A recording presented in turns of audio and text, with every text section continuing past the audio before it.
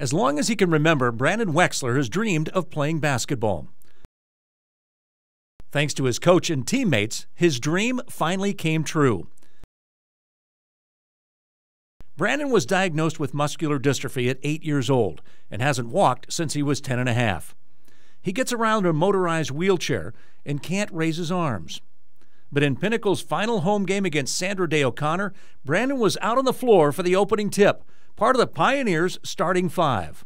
And while the start itself means a lot to Brandon, he knows what's more important is the message. It's going to show people that kids in wheelchairs can do anything else like other kids can do.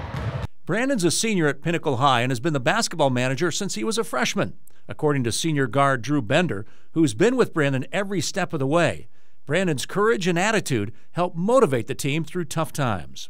Brandon is our heart and soul. I mean, he represents everything we work for. You know, getting up Saturday morning, going to practice, you know, the cramps.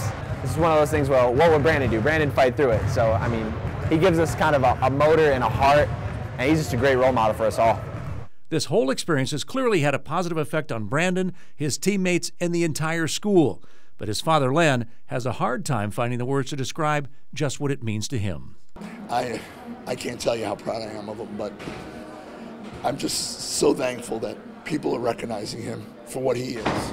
You know, when your son has a disease that's not real good, but they're telling us, hey, you know what, he's playing tonight. Maybe it's going to go away. So there's always hope.